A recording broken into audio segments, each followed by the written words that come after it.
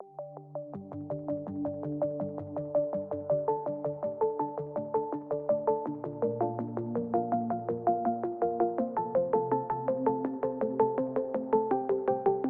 à toutes. Vous travaillez, vous faites de la recherche, vous travaillez sur un sujet qui est complexe. Et c'est complexe, ça veut dire multidimensionnel, avec des variables qui interagissent toutes les unes avec les autres. Et donc, il y a deux approches méthodologiques fondamentales pour aborder les problèmes complexes. La première, elle est qualitative, la seconde, elle est quantitative. Et cette coupure, en fait, elle est très ancienne, elle structure les disciplines académiques. Et même à l'intérieur des disciplines académiques, j'ai vu qu'il y avait beaucoup de sociologues parmi vous. Au sein de la sociologie, il y a des qualitativistes et il y a des quantitativistes. Et vous savez qu'il y a des chocs épistémiques entre les deux et des incompréhensions. Et en fait, tout ça remonte à très longtemps, au XVIIe siècle. Il semblerait, selon les historiens et les épistémologues, qu'à ce moment-là, il y ait eu un tournant de la nature, c'est-à-dire que les humains ont considéré qu'ils étaient en dehors de la nature, qu'ils l'observaient et qu'ils faisaient de la science avec, et que ça a conduit au positivisme, c'est-à-dire que qu'est-ce qui se passe dans notre univers? Eh bien, il y a de la matière, elle peut être inanimée, elle peut être vivante, elle peut être pensante, elle peut être en société, mais que cette matière est constituée de choses et que ces choses interagissent avec des forces et que ces forces, on peut les caractériser avec des lois. Et ça a conduit à la physique, à la biologie, etc. Et ça marche, hein, le fait que nous nous retrouvions aujourd'hui, que ça soit même retransmis quelque part grâce à l'électronique. Et puis qu'en tant que médecin, ben, j'utilise des IRM, etc. Et c'est très utile pour soigner les gens. Et donc, c'est une approche naturalistique, réductionniste de l'étude de l'humain et de la société. Pourquoi c'est réductionniste? Eh bien parce qu'on est obligé de partir du phénomène complexe et de le réduire, c'est-à-dire de le caractériser à partir d'un certain nombre de variables. Et en général, en particulier dans nos disciplines, eh bien, on va prendre une variable qu'on va mettre à côté et qu'on va expliquer par les autres. D'ailleurs, en statistique, c'est comme ça que ça se passe. On dit qu'il y a une variable à expliquer et des variables explicatives. Eh bien, au XIXe siècle, il y a des théoriciens et des philosophes qui ont été en contradiction avec cette position et qui ont dit, ben oui, mais si on réduit, eh bien, on perd des choses. Et ça a été, donc c'est Wilhelm Dilthey, un philosophe allemand, qui dit, bah oui, mais ça c'est bien pour les sciences de la nature, mais pour les sciences humaines et de la société, en fait, ça ne marche pas parce que c'est trop compliqué.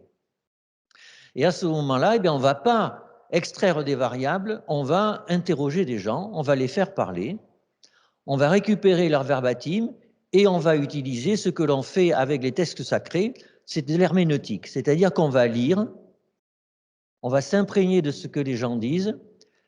À partir de cette imprégnation, on va relire et puis on va comprendre de plus en plus à profondeur et on va procéder à ce qu'on appelle le cercle herméneutique, c'est-à-dire des lectures successives qui vont faire qu'à un moment donné, eh bien, on va écrire une conclusion en disant ben, voilà ce que j'ai compris de ce texte. Et Wilhelm Dilthey oppose les sciences de la nature où on explique et les sciences humaines et sociétés où on comprend. Alors, on m'a demandé, dans les 11 minutes 30 qui restent, il n'y a pas de problème, de vous expliquer un petit peu comment ça se passe quand on explique plutôt que quand on comprend. Alors, je vous l'ai dit, la base de l'explication, c'est la réduction. Et ça, c'est un travail que l'on fait a priori, en amont du protocole de recherche. Et il est vrai qu'avec les approches quantitatives, on dit souvent que c'est hypothético-déductif, au contraire des approches qualitatives qui sont en général sans a priori ou avec peu d'a priori par rapport à l'objectif de l'étude. Ça n'est pas complètement vrai, mais c'est quand même un peu vrai de façon épistémique. C'est vrai que du fait que vous allez devoir mesurer et caractériser des variables, comme vous ne pouvez pas tout mesurer, alors vous allez devoir choisir. Et c'est exactement d'ailleurs ce qu'écrivait Poincaré à propos de ce qu'est la méthodologie. Il disait, si le savant possédait un temps infini, alors il suffirait de lui dire « regardez et regardez bien ». Mais comme on n'a pas un temps infini et qu'il vaut mieux ne rien faire plutôt que de mal faire, alors il faut choisir. Vous voyez ce que ça veut dire? Ça veut dire que, en fait, la base de la méthodologie, et ça c'est vrai pour les disciplines qualitatives et quantitatives, il faut regarder et regarder bien. Et d'ailleurs, quand on est médecin, c'est compliqué parce que quand on est médecin, il faut regarder et regarder vite. Et quand on regarde vite, on regarde mal. Et oui, il faut regarder vite parce que on a une demi-heure par patient. Et puis c'est comme ça. Hein, on n'en a pas une heure. Si on a une heure, la liste d'attente augmente encore plus. Et donc, il faut regarder et regarder vite. Et c'est pour ça que pour les médecins et pour les soignants, c'est difficile de faire de la recherche parce que regarder bien, c'est pas dans leur habitude. Donc, regardez et regardez bien. Et puis, si vous faites d'une approche quantitative, il va falloir choisir. Et donc, il va falloir, avant de choisir, se poser une question. Et ça, alors c'est la grandeur de la démarche scientifique hypothético-déductive. C'est compliqué, mais c'est assez excitant intellectuellement. Et ça se fait en groupe, ça se fait en lisant, et ça se fait en prenant du temps. On ne prend jamais assez de temps pour se poser les bonnes questions. Il y a une défense qui fait qu'on a vite envie d'aller sur le terrain et de mesurer et d'analyser et de communiquer. Alors que réfléchir en amont, on a l'impression qu'on ne fait rien. D'abord, c'est un peu vertigineux, parce qu'on se dit finalement, tout le monde a tout fait déjà, qu'est-ce que je vais pouvoir d'intelligent? Et puis, si ça se trouve, je pars dans une direction qui n'est pas la bonne, et c'est normal, voilà, on part, tous les chercheurs partent dans une direction qui ne sont pas les bonnes, ça fait partie du travail de recherche. Donc, prenez du temps, n'hésitez pas. Dans une thèse, on peut prendre 1 an pour se poser la bonne question. Voilà. Alors, on peut faire autre chose à côté. Hein. Mais non, d'ailleurs, il y a des pays aux États-Unis où la première année de thèse, c'est pour définir le sujet. Et ça fait partie du travail de thèse de définir le sujet. Alors, une fois qu'on a une hypothèse, il va falloir déployer cette hypothèse autour de variables à mesurer. En général, dans vos disciplines, ça va se faire via des questionnaires. Et là, écrire un questionnaire, c'est un travail qui ne s'invente pas. Formuler une bonne question, c'est un art d'arriver à écrire en peu de mots quelque chose qui va faire que les individus à qui vous allez poser le questionnaire vont avoir peu d'efforts cognitifs et émotionnels pour pouvoir répondre à la question. Et dans le domaine de la protection de l'enfance, c'est compliqué. Parce que quand on demande, par exemple, vous avez peut-être des enfants, est-ce qu'il vous est arrivé d'être maltraitant avec vos enfants? En général, oui. En général, oui. C'est humain. Ça a été écrit par plein de psychanalystes. Hein. Par moment, on a envie de les envoyer par la fenêtre. Voilà, et il faut le reconnaître. Et donc, or, c'est un tabou social, c'est un tabou et du fait que quand vous posez la question comme ça, la réponse, elle est compliquée parce que la personne à qui vous posez la question n'a pas envie d'avoir la réponse et n'a pas envie de vous la donner. Alors, et ça, du coup, comment on fait? Il faut contourner, par exemple, quand on pose des questions sur la consommation d'alcool, où c'est pareil, il y a un biais de désirabilité sociale, il y a des astuces, on peut demander, est-ce qu'il vous arrive le matin d'avoir envie de boire de l'alcool? Ça a l'air de rien. Ça a l'air, on a bien le droit d'avoir une envie. Mais oui, mais si on a envie de boire de l'alcool le matin, statistiquement, c'est qu'il peut y avoir un petit problème avec l'alcool. Pas forcément, mais statistiquement. Et donc, vous voyez, rien que cette question, elle est anodine, mais elle va vous apporter une information, elle va permettre de caractériser en malin ce que vous voulez mesurer. Donc, là où jamais assez questionnaire, bien entendu, c'est-à-dire le proposer à des sujets tests et à leur demander ce qu'ils en comprennent, comment ils le vivent, s'ils ont des difficultés pour répondre, etc. Vous savez qu'il y a des questionnaires validés où parfois on a développé un questionnaire de mesure de la dépression chez l'adolescent avec 10 items. Pour construire 10 items, il a fallu à la doctorante 1 an. 1 an pour construire 10 items. Il a fallu interroger des soignants, des patients, des familles, comprendre leurs mots, comment ils disent, comment un adolescent dit qu'il a le cafard. Je ne sais pas s'il y en a d'entre vous. Plus ça veut dire qu'avoir le cafard, hein, un adolescent, quand on lui dit est-ce que tu as le cafard, il ne comprend plus, c'est plus un mot qui est utilisé. Donc si vous utilisez vos mots pour écrire un questionnaire, ça ne va pas marcher. Donc écrire le questionnaire pour pouvoir capter au mieux les variables que vous allez mesurer. Alors après, il faut se... Alors je passe de côté toutes les questions réglementaires, éthiques, etc. qui sont indispensables, mais néanmoins, aujourd'hui, tout le monde le dit, complètement disproportionnées par rapport à ce qu'on fait, hein, et qui fait que s'engager dans un travail de recherche, il faut être extrêmement courageux, et ça prend du temps, y compris réglementaire. Et c'est pour ça d'ailleurs que prendre un an pour réfléchir à la question, pendant ce temps-là, vous pouvez déjà commencer à envisager les procédures réglementaires. Et donc, si on met ça de côté, eh bien, il y a le design, c'est-à-dire quel type de protocole je vais écrire. Et là, vous avez des grandes familles, vous pouvez suivre des sujets. Alors, c'est extraordinaire parce qu'il va y avoir, vous pouvez savoir ce qui avant va causer ce qui se passe après. Donc ça, c'est extraordinaire en termes de valeur scientifique. L'inconvénient, c'est que ça prend beaucoup de temps, hein, parce qu'il faut suivre les gens. Et qu'en général, ça ne se fait pas tout seul. En général, ça se fait dans une équipe. Dans mon laboratoire, on a une cohorte de 100 000 femmes suivies 30 ans. Donc, c'est le travail de plusieurs vies, de dizaines de chercheurs qui se succèdent. Et maintenant, on suit les enfants et les petits-enfants et les conjoints de ces 100 000 femmes. Donc, vous avez des études cas témoins, transversales, répétées, qui ont toutes leurs avantages et leurs inconvénients. Et alors, vous voyez, il n'y en a pas 36 hein, des designs, hein. Il y en a 4 ou 5. Et ben, se demander, en fonction de la question que je me pose, quel va être le design que je vais pouvoir utiliser en d'opportunité de répondre à ma question. Et puis après, ben, il y a la question de l'analyse des données. Et là, ben, il n'y a pas le choix, il faut apprendre à faire des statistiques. Voilà. Alors, souvent, ce n'est pas la bonne nouvelle. Mais aujourd'hui, si vous vous lancez dans le domaine des études quantitatives, vous n'avez pas le choix, vous devez vous former à la statistique. Pourquoi? Pour deux raisons. Parce qu'aujourd'hui, avant, il y avait des ingénieurs qui analysaient vos données. Aujourd'hui, les doctorants analysent leurs données, et c'est très bien comme ça, parce qu'ils sont responsables des résultats. Et puis parce que comme ça, quand vous étudiez les statistiques, vous pouvez critiquer ce qui se passe dans les articles des autres.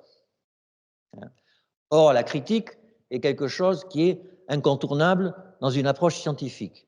Alors, la bonne nouvelle, c'est qu'il y a des formations aujourd'hui en ligne. Il y en a une en ce moment qui est juste en la statistique avec R. C'est gratuit et le logiciel qui permet d'analyser les données, il est gratuit lui aussi. Donc, il n'y a plus d'excuses pour ne pas vouloir apprendre des statistiques pour analyser vos données. Alors, une fois que vous avez analysé vos données, vous devez écrire un article à soumettre dans une revue internationale à comité de lecture, et en général, c'est en anglais, puisque la langue des quantitativistes sur la planète, c'est l'anglais. Ça nous permet de tous communiquer les uns avec les autres. Et vous savez qu'en plus, c'est particulièrement intéressant pour vos sujets d'études, c'est que la question de la est très culturellement dépendante, et donc d'un pays à l'autre, les questions ne vont pas se poser de la même façon, et donc d'apprendre ce qui se passe aux États-Unis, en Allemagne ou en Afrique du Sud, c'est extrêmement intéressant. Donc vous allez écrire un article, là aussi il faut prendre du temps, hein. En général, il faut 150 heures entre le moment où tout, c'est-à-dire vous avez tout analysé, vous avez vos données, vous avez tout en tête, le moment où vous vous mettez à écrire et le moment où le papier est finalement accepté par la revue, eh bien, il y a 150 heures de travail. Voilà. Donc, ce qui fait que quand on vous dit, tu vas pouvoir écrire 3 papiers avec ta thèse, bah, vous écrivez 3 papiers, ça fait OK, mais il va me falloir me dégager 450 heures.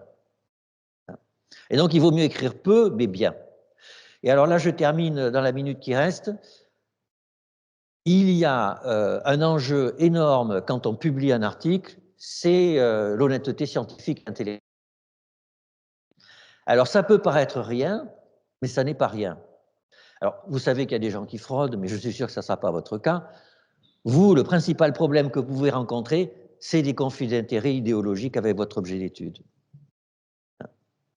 C'est-à-dire que si vous faites de la recherche dans la protection de l'enfance, sans raison. Si je suis pédopsychiatre, ça n'est pas sans raison.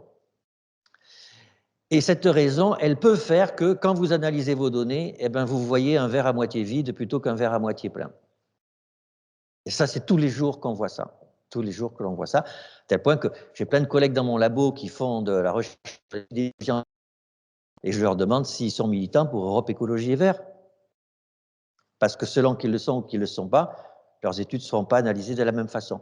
Je suis arrivé au bout de mes 15 minutes et je vous remercie pour votre attention.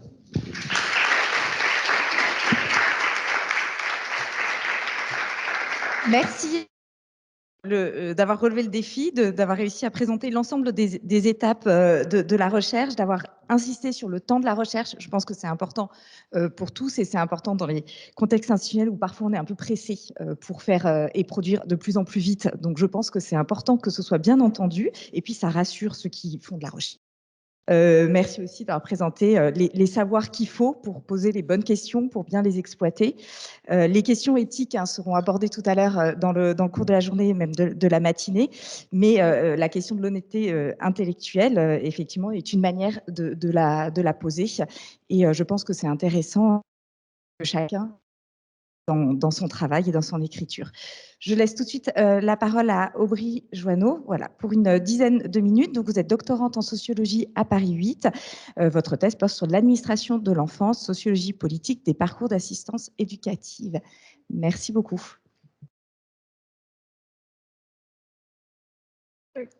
Bonjour à tous et à toutes. Je suis Aubry Joanneau, effectivement, doctorante en sociologie à Paris 8 et au CRESPA, sous la direction de Nicolas Duvaux. Je réalise une thèse sur les parcours en protection de l'enfance, réalisée en collaboration avec la mairie de Paris, que j'ai commencé en février 2019.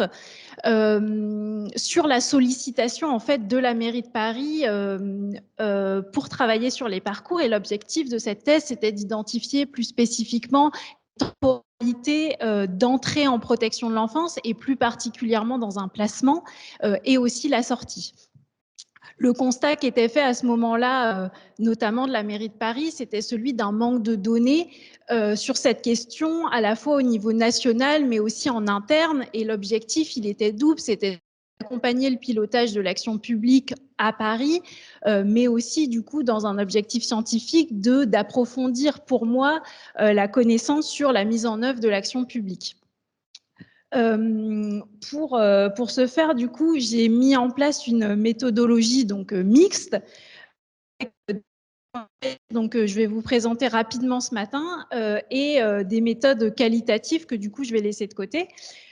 Ces méthodes quantitatives, elles reposaient sur deux volets. D'un côté, une analyse des signalements, enfin plus précisément des informations préoccupantes qui ont été transmises entre 2017 inclus à la CRIP de Paris, ce qui représentait à peu près 21 000 transmissions, et des analyses des parcours des enfants nés en l'an 2000, qui représentaient en gros la dernière génération d'enfants au moment où j'ai commencé ma thèse.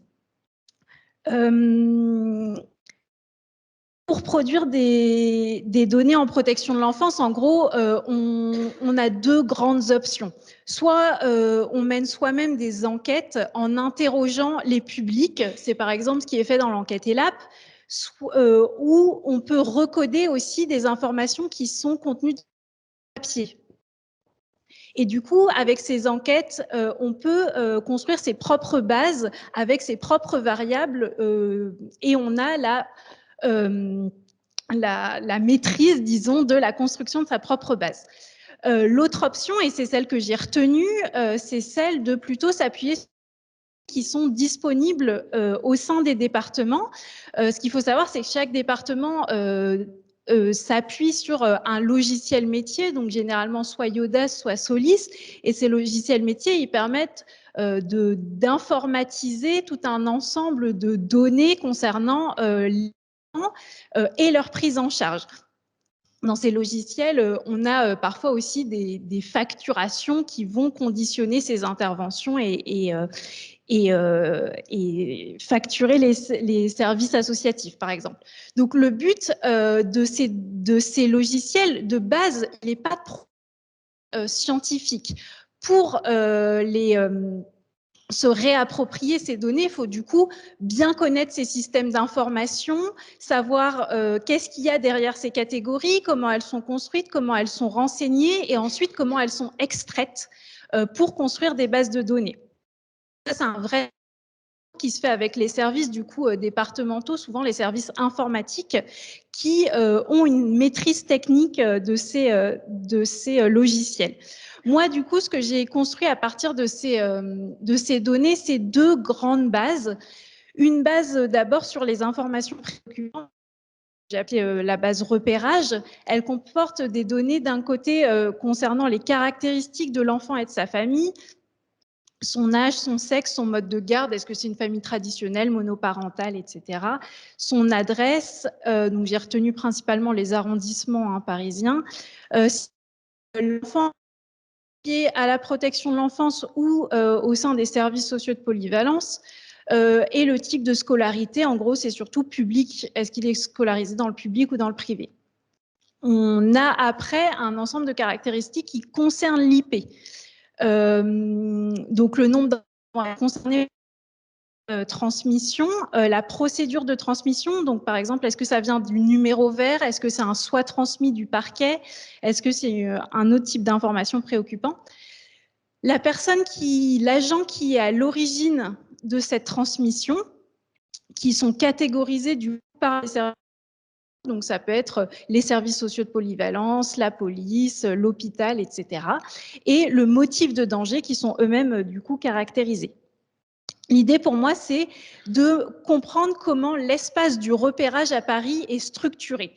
Quelles sont les grandes lignes de cet espace en identifiant du coup des corrélations entre ces différentes variables et essayer de comprendre quelle est la force de ces corrélations, quelles sont celles qui structurent le plus.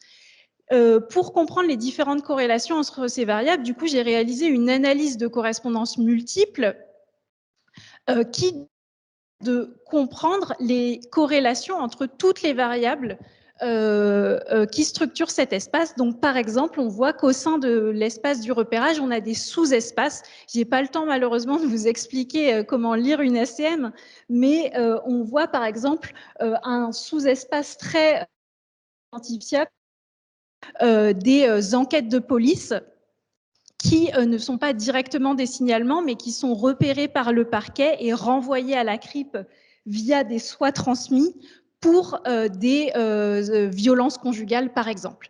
On a tout un ensemble d'autres types de signes qui peuvent être repérés. Et donc là, je fais de la pub pour ma thèse. Si ça vous intéresse, je vous laisserai lire ma thèse.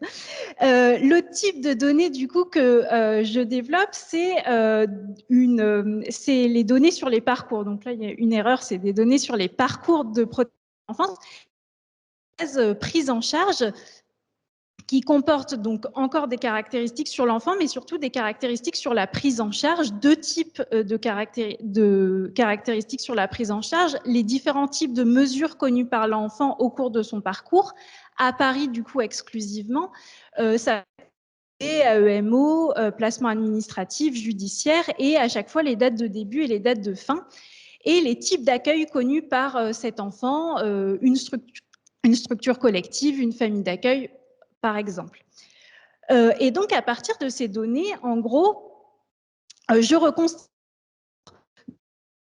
Enfin, on a une première étape qui est le fait de connaître donc sa date de naissance, donc là, 1er janvier 2000, puis un accueil en foyer du 4 janvier 2000 au 6 janvier 2000, et ensuite en famille d'accueil du 7 janvier 2000 au 20 2000, par exemple.